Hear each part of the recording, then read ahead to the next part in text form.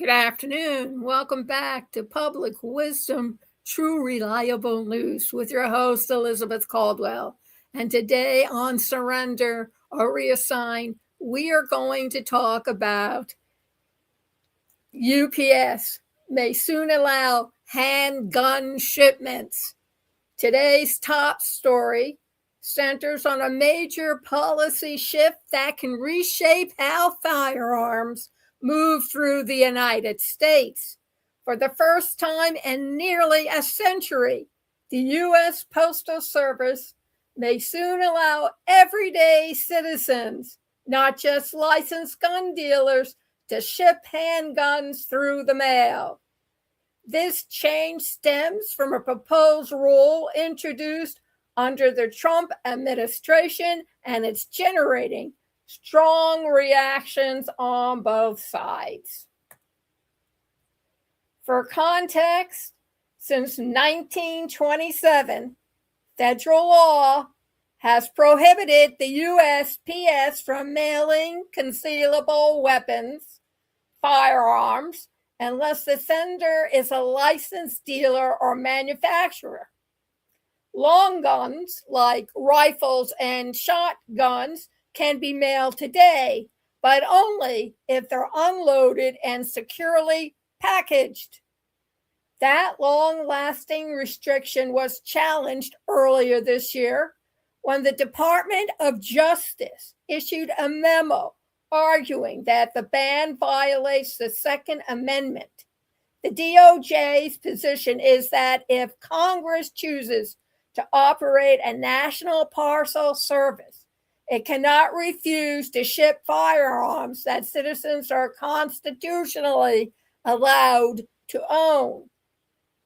In other words, the government can't run a mail system and simultaneously block the shipment of legal weapons between law-abiding citizens. Opinion: maybe it's a good time to privatize the U.S. Postal Office, as they've been suggesting lately. Following that memo, the USPS proposed a new rule in April that would extend the same mailing protections currently applied to long guns to handguns, meaning pistols and revolvers could be mailed as long as they are unloaded, properly packaged, and shipped according to safety guidelines. Now, there are limits. Under the proposed rule, a person could ship a handgun within their own state. Shipping across state lines would only be allowed if someone mails the gun to themselves. Sort of like getting your own copyright, huh? That's a narrow exception designed to avoid interstate sales through the mail. Reactions have been intense. Gun safety advocates, including Everytown for Gun Safety, argue that this change could turn the Postal Service into what they call, quote, gun trafficking pipeline, unquote. They warn that allowing licensed individuals to mail handguns could make it easier, for felons, abusers, or straw purchasers to move illegal weapons without detection, and harder for law enforcement to track firearm movement. On the other side, gun rights supporters, including the NRA's Institute for Legislative Action, are applauding the proposal. They call it long overdue correction to what they see as an arbitrary restriction that has unfairly limited gun owners for nearly a century.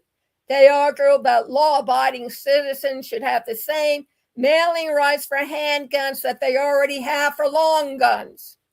Opinion: will that increase presidential assassinations? End of opinion. It is also worth noting how this compares to private carriers, UPS and FedEx. Both restrict firearm shipments to people who hold federal firearms licenses. Importers, manufacturers, dealers, and collectors. UPS also bans the shipment of automatic weapons entirely and prohibits international firearm shipments. FedEx requires licensed shippers to work with an account executive before sending any firearm. So if the USPS rule is approved, it would become the most accessible shipping option for handgun owners. This proposal change touches on constitutional questions, public safety concerns, and the practical realities of how firearms move around the country. It is a debate that blends legal interpretation with real-world implication, and it's one we'll continue to follow as the USPS reviews public feedback and decides whether to finalize the rule. Thank you very much for living. Have a great weekend.